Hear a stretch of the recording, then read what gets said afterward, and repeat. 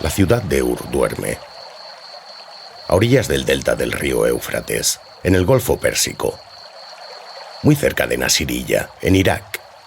Pero Nasiriyya no existe, ni Bagdad, tampoco existe Irak. Estamos alrededor del año 2260 a.C.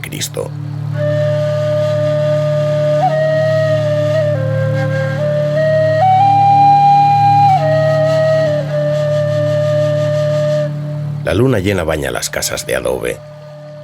El centro de Ur está en un montículo amurallado, y dentro de las murallas está el templo de Nannar, dios de la luna. Es un edificio de piedra cocida, con forma de pirámide rectangular. Un sigurat lo llaman. Está en la parte más alta, se puede ver desde todos los puntos de la ciudad.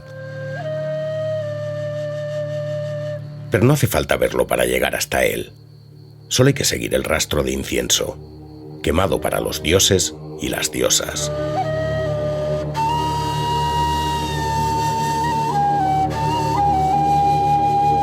Hay centinelas en las terrazas de la pirámide. Suben y bajan por las escaleras adosadas al templo. Y por la escalinata central sube una joven.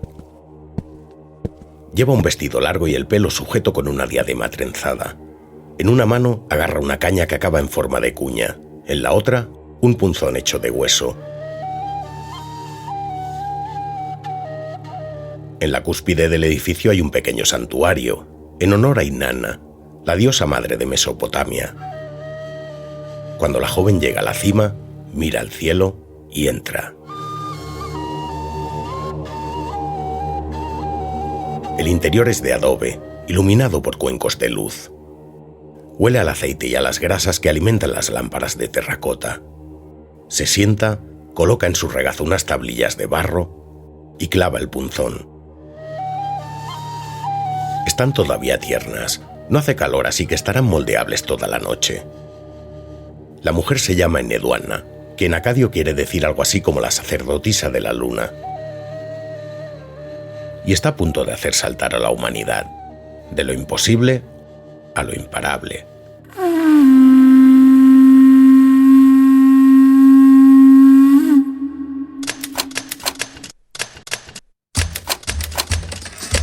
De lo imposible a lo imparable es un podcast de documentales sonoros. Vidas fascinantes, con relatos trenzados a través del cine, el periodismo y el arte. Soy Dani Carrasco y te invito a que saltes de lo imposible a lo imparable.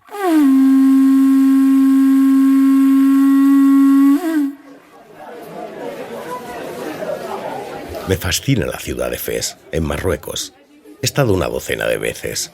Me encanta perderme por las callejuelas de la vieja Medina. Suelo perderme literalmente varias veces al día. El juego es volver a encontrar una referencia. Un portón que te resulte familiar, el olor seco a piel de cabra curtida, un abuelo sentado en unos escalones por los que ya has pasado. 18 barrios amurallados a ambos lados del río Fez, o de lo que queda de él. Se trata de la Medina y la zona peatonal más grandes del mundo. Bueno, peatonal, compartida con bicicletas, algunas motos y, últimamente, incluso patinetes. Y desde luego con los burros que continúan abasteciendo de mercancías a los comercios. Harina para las panaderías, sacos de cemento para las obras.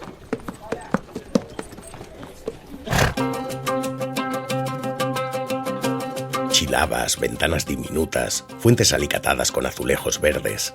Ahí quiero que el tiempo se pare. Solo si miras al cielo, la maraña de cableado eléctrico te devuelve al presente. Y cuando quieres abandonar el puzzle, solo tienes que dejarte fluir, y la marabunta te expulsará a una casilla de salida. Un laberinto de casi 10.000 callejones, donde la luz del sol toca poco el suelo. Pero no siempre ha sido así. La ciudad se fundó en el año 789. Por entonces había menos casas. A un lado del río, el barrio andalusí. Al otro, Alcaragüellín. El nombre del barrio venía de Keirawan, la antigua capital del actual Túnez. Y Al-Qarawiyyin se fue llenando de inmigrantes que venían de allí, buscando una vida mejor.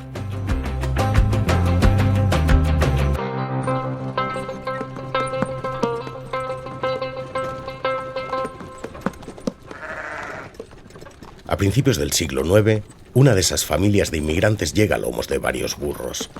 Se trata de Mohammed Al-Fahri, su esposa y sus 2 hijas, Mariam y Fátima. El barrio huele a las miserias que cargan los que están obligados a hacer un largo camino. Enfermedades, pobreza, guerras. Pero el olor ácido de la desgracia se mezcla con el aroma a comino y a brea para las antorchas. Comercio y progreso. Es la edad de oro del Islam.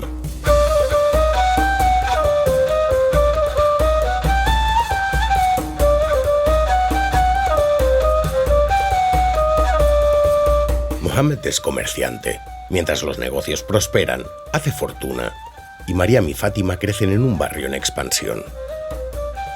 En una familia de comerciantes es importante saber leer, escribir y hacer las cuentas, así que las adolescentes tienen el privilegio de una educación, algo con lo que la mayoría no puede ni soñar, y mucho menos las mujeres.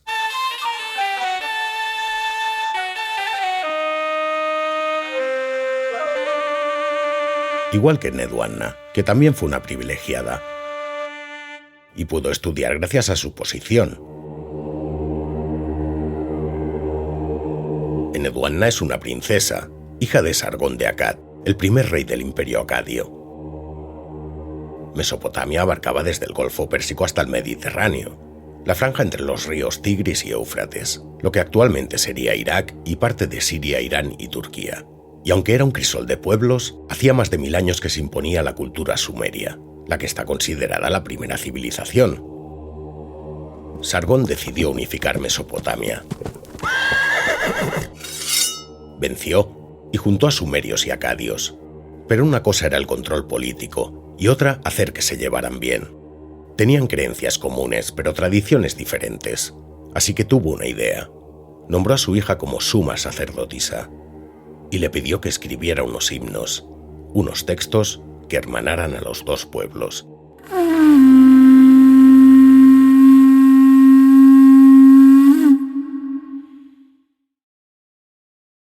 Wad al-Hatib es una chica que vive en los márgenes de la antigua Mesopotamia, cerca del Mediterráneo, al norte de Siria. La misma luna de Nedwanna baña la ciudad, pero en vez de lluvia de estrellas, llueven misiles. Se trata de Alepo, y estamos en 2015.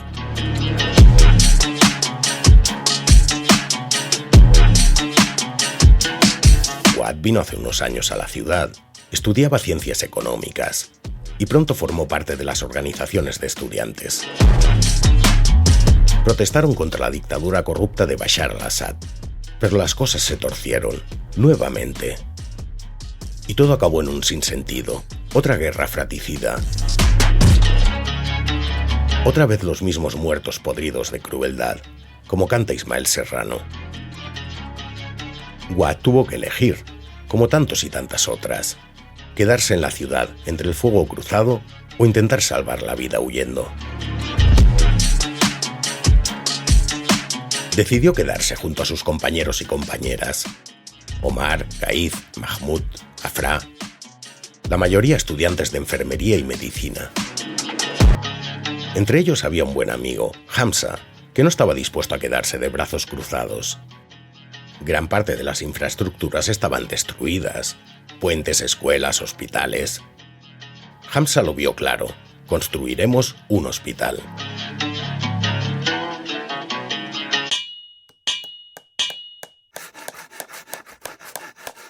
Acondicionaron un edificio con sótanos e instalaron el precario material clínico que pudieron conseguir. Algunas camillas, medicamentos, incluso una sala de operaciones. Y pronto, los heridos llegaron a cientos. Y cuando no llegaban, salían en sus coches a buscarlos.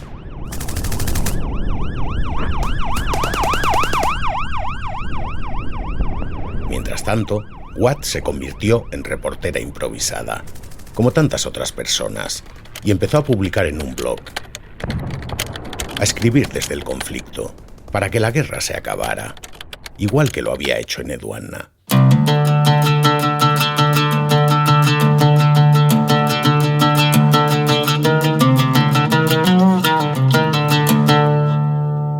En Eduanna aceptó el cargo de suma sacerdotisa y se puso manos a la obra con el encargo de su padre, hermanar y pacificar a dos culturas, la sumeria y la acadia.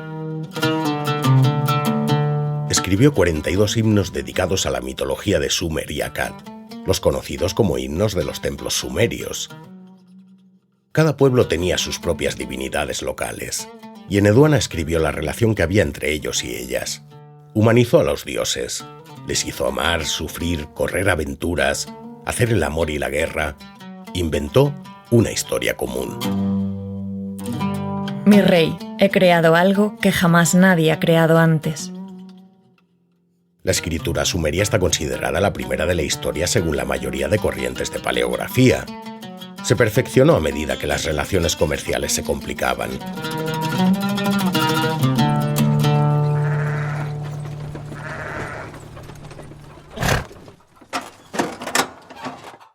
En esta tabla lo pone claramente.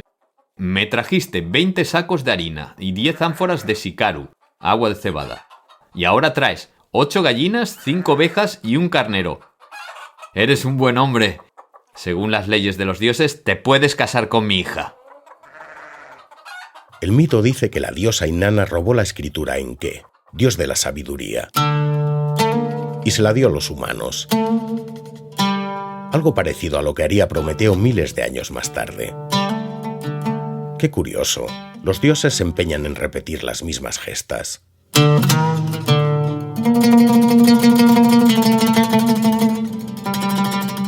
Cuando nació en Eduanna, hacía varios siglos que los sumerios escribían, y otras culturas como la egipcia. Pero la sacerdotisa le dio una vuelta de tuerca. Escribió un texto narrativo de autora, el más antiguo que se conserva. Ya no era llevar las cuentas o dictar leyes. Era un relato.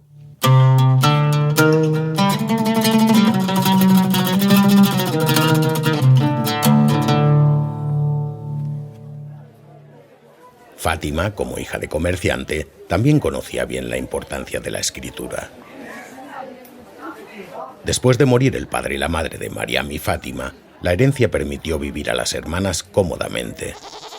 El barrio seguía creciendo y decidieron devolver a la ciudad parte de lo que les había dado. Por aquel entonces, el emir impulsó la construcción de una mezquita en el barrio andalusí. Mariam quiso apoyar económicamente y Fátima se propuso construir otra, pero en el barrio tunecino. Y en el año 859 se inauguraron las dos mezquitas, la andalusí y la de Al-Qarawiyyin.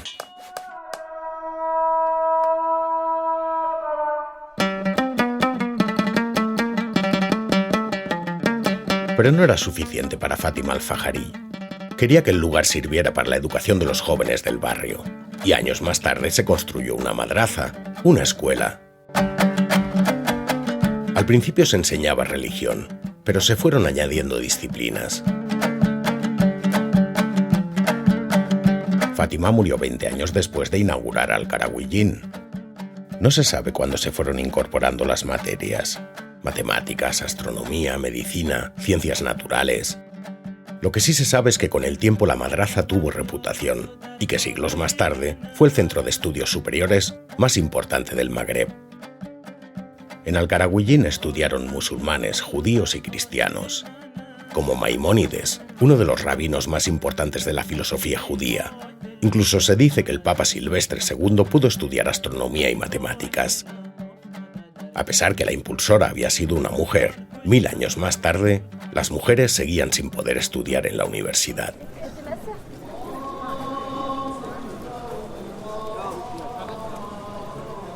Estamos en 1927, a unas calles de Al-Qarawiyyin.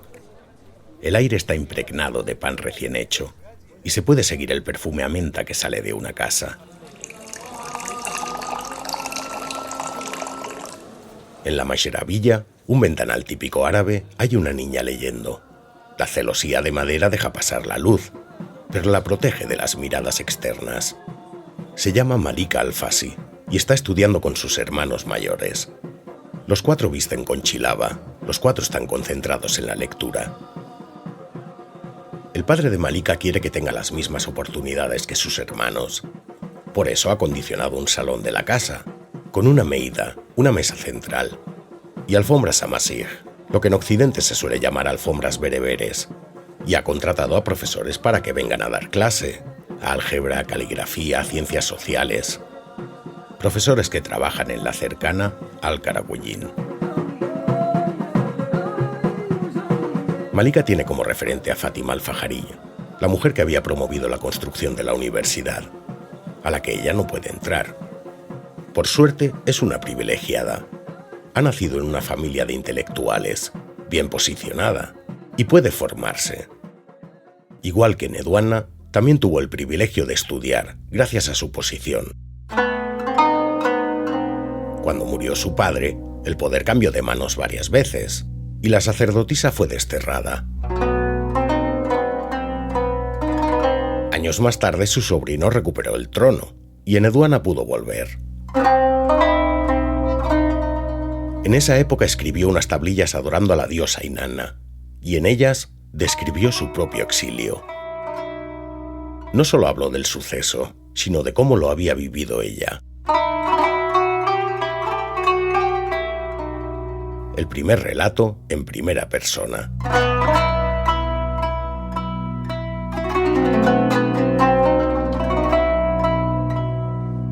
«4.200 años más tarde, la antigua Mesopotamia sigue en guerra. Los ríos Tigris y Éufrates siguen viendo el penoso caminar de los refugiados y refugiadas. Y sigue siendo necesario que alguien escriba sobre ello. Quizá más que nunca. Watt decidió grabarlo todo, escribir con imágenes. Había que mostrar al mundo lo que estaba pasando. Están atacando a la población con todo tipo de armas, a las familias que se quedan y a las que huyen por los corredores humanitarios. Mientras, su amigo Hamza gestiona el hospital. Un hospital que se llena de historias terribles. Niños trayendo a sus hermanos en brazos, madres llevándose a sus hijos envueltos en sábanas. Y una mirada común, la del horror, la desesperación, la incredulidad. Pero, en medio del caos, hay que mantener un orden. Agarrarse a pequeñas cosas. Unos niños jugando entre las ruinas, el sabor de un caqui, bañarse en el charco que ha dejado una bomba y abrazarse al amor.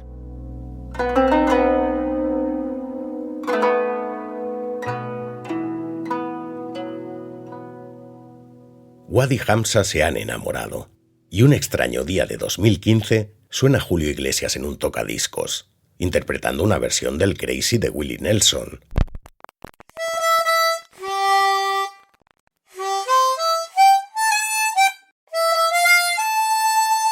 Es el primer baile que se dedican los recién casados. Ella viste de blanco y él de traje. Unos globos rojos, una tarta sencilla, una ceremonia íntima con 4 amigos. Meses más tarde empiezan los bombardeos rusos sobre Alepo.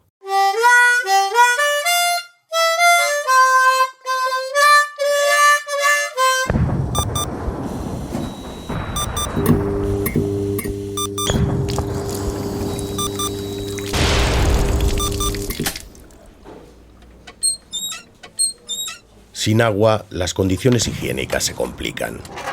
Y sin electricidad, operar con la luz del móvil no es nada fácil.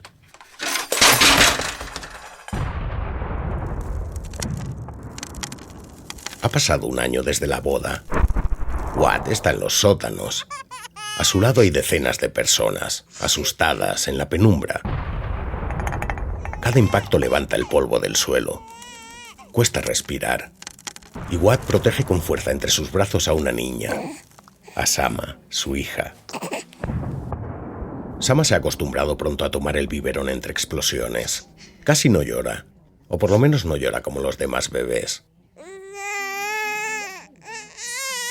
Watt mira con sus luminosos ojos verdes a Sama. Duda si lo mejor es quedarse o marchar. La situación es muy crítica. Sigue escribiendo cuando puede. Hay que informar al mundo. Al principio de la guerra se respetaron los hospitales. En la parte oriental de Alepo había 9. Pero ahora son objetivo militar. Todos han sido destruidos. Solo queda en pie el hospital de Hamza.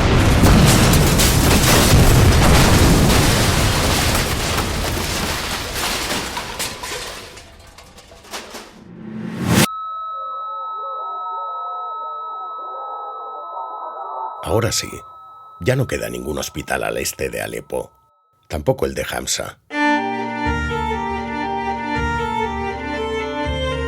Han muerto 56 personas, gran parte es personal sanitario, los amigos de Wadi Hamza. Omar, que la guerra le pilló estudiando arquitectura pero colaboraba de enfermero en el hospital, el doctor Wassam, que trajo a Sama al mundo, el doctor Mahmoud Khanas, el doctor Abdal Salam. Un hospital lleno de personal sanitario muerto. Hay pocas imágenes tan desoladoras. Como dice Watt, atacar hospitales destruye el alma de la gente. Exactamente igual que está pasando ahora mismo en la Franja de Gaza. Me parece uno de los crímenes más crueles que se pueden cometer.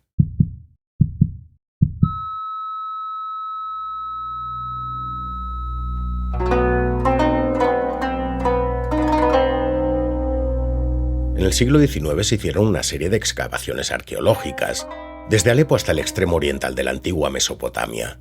Fue cuando se encontraron las 37 tablillas de Neduana. Pero los yacimientos quedaron al descubierto y fueron saqueados. Muchas piezas acabaron en los mercados de Bagdad y de ahí se vendieron a coleccionistas privados de todo el mundo.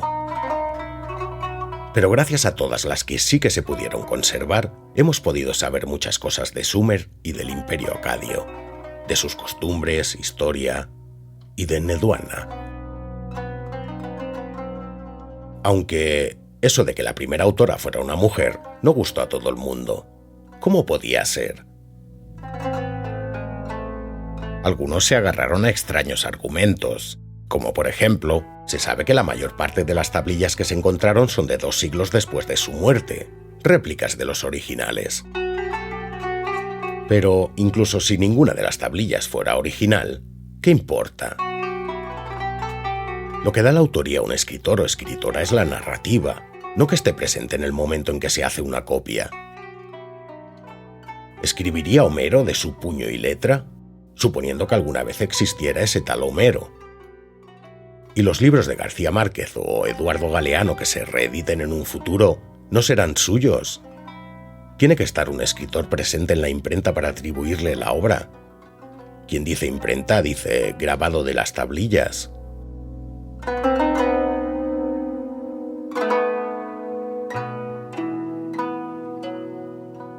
A la historia de Fátima le pasó algo parecido. ¿Cómo iba a ser una mujer la fundadora de la universidad más antigua? Si la primera universidad es la de Bolonia.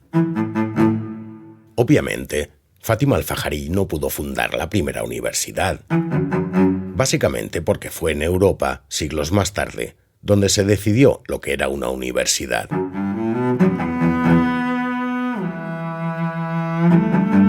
Lo que fundó fue una escuela asociada a una mezquita, que acabó siendo un centro de estudios superiores y siglos más tarde, una universidad.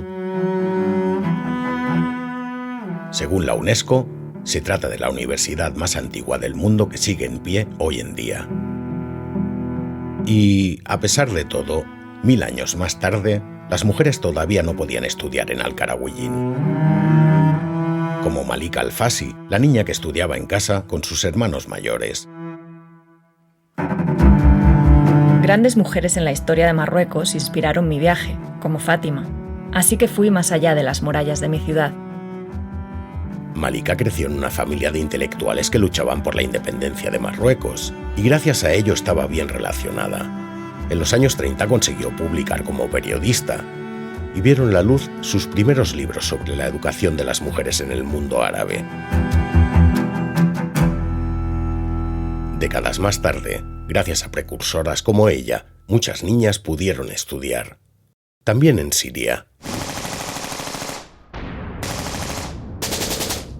A pesar de estar en medio de una guerra, Hamza encontró otro edificio. Trasladarían el hospital.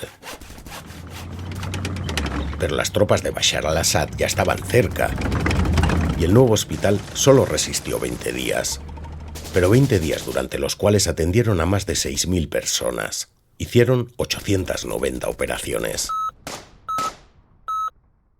Y mientras tanto, Watt no paró de grabar. Y también decidió escribir una carta para Sama, por si acaso no podía explicárselo ella misma cuando creciera. ¿Por qué se quedaron en Alepo? ¿Por qué decidieron resistir? ¿Y por qué finalmente tuvieron que marcharse?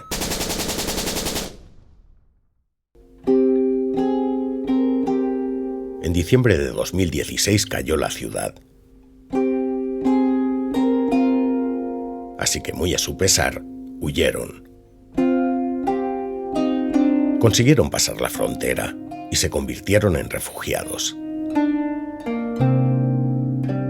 Durante la guerra, había contactado con Watt un director de cine británico, Edward Watts, y le propuso hacer un documental que explicara la vida dentro de la guerra.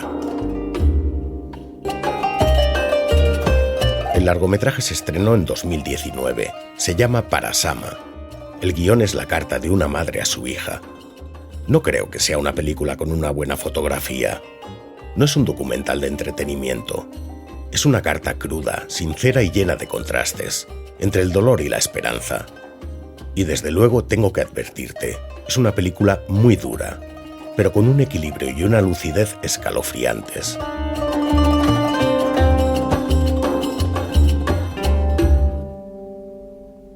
Watt llegó a Europa como inmigrante refugiada, igual que había llegado Fátima a Fez.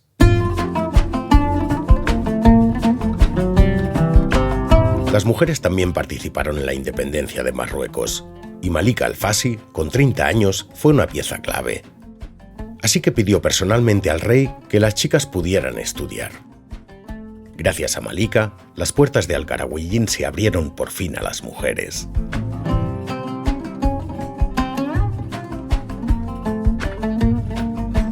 Al-Qarawiyyin es un complejo universitario precioso. Un laberinto de madrazas y alojamientos para estudiantes. Una de las joyas es su biblioteca, todavía activa. Custodia documentos fascinantes, entre ellos un Corán del siglo IX manuscrito en piel de camello.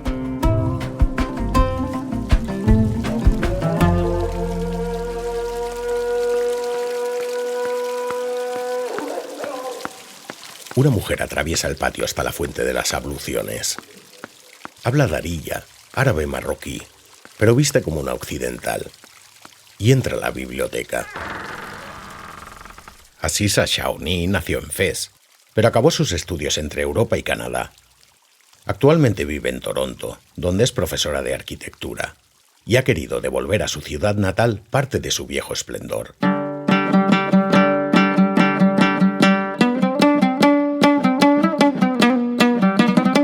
En 2012 le adjudicaron las obras de restauración de la biblioteca y después de 3 años volvió a abrir sus puertas al público. Aziz ha puesto especial atención en las fuentes del patio, recuperando los canales que unen la biblioteca con el río Fez. El proyecto incluye la recuperación de parte del río que atraviesa la vieja Medina, para convertirlo en un espacio limpio y que vuelva a ser uno de los puntos sociales que era cuando Fátima al-Fajariya llegó a la ciudad, 1200 años atrás. Aziza, una arquitecta que pudo estudiar gracias a mujeres como Malika, que a su vez se inspiró en Fátima, y que ahora vuelve a Fez para restaurar la biblioteca de la universidad más antigua del mundo.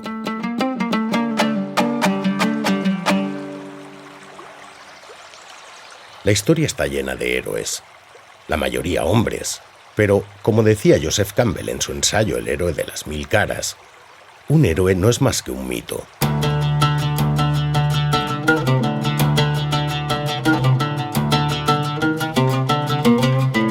Un mito que se repite una y otra vez. De una cultura a otra, saltando de generación en generación.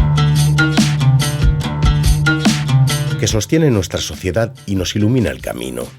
Un mapa de carreteras con 1000 caras diferentes, ficticias, reales o en la frontera, que es donde se encuentran la mayor parte de relatos. Jesús de Nazaret, el mito del Mesías, Van Gogh, el del artista, o Steve Jobs, el mito del emprendedor en el garaje. Y eso es lo que hizo también en Eduana, crear mitos. Cada época tiene los suyos. Aquiles y Ulises, Gandhi o Víctor Jara. Ojalá en un futuro los nuevos mitos sean gente como Watt y Hamza. Referentes.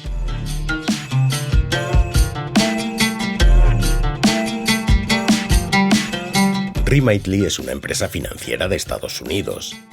En 2022 hizo un estudio por países para saber qué querían ser de mayores los niños y las niñas.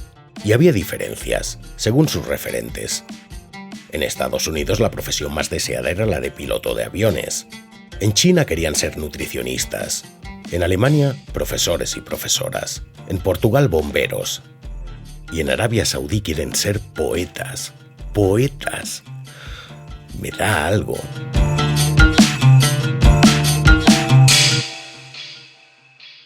Me duele decirlo, pero en España la profesión más deseada era la de influencer.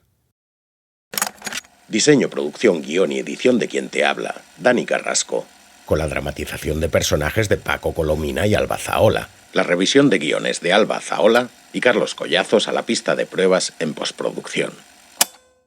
En su documental, Watt pregunta a un niño qué quiere ser de mayor. No lo duda. Arquitecto, dice, para reconstruir mi ciudad, Alepo.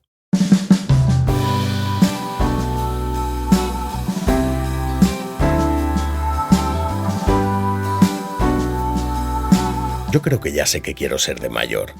Narrador, como en Eduana, para contarte historias. Y si tú quieres que te las cuente, ya sabes lo que tienes que hacer. Házmelo saber, comparte el podcast, deja un comentario. Hazme sentir que estás ahí. De hecho, necesito que lo hagas. Es la única forma que tengo de saber que te has subido a este barco. Porque si no has embarcado, no tiene sentido seguir remando. Dime que quieres que despliegue las velas. En el perfil de Instagram, DocuTuber, y en la plataforma donde sueles escuchar el podcast. Te lo agradezco muchísimo. En el próximo episodio, viajaremos con un boticario que cambió tu percepción del mundo. Mientras tanto, te invito a que reflexiones sobre tus mitos y piensa en qué quieres ser de mayor. Porque lo que hoy parece imposible, mañana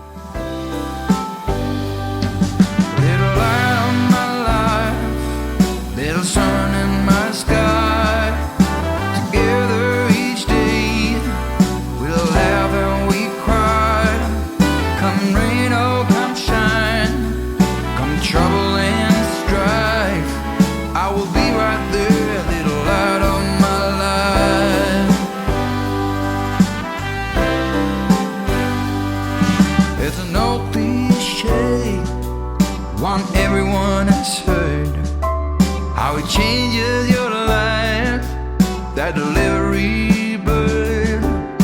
But what can I say? I've learned that it's true.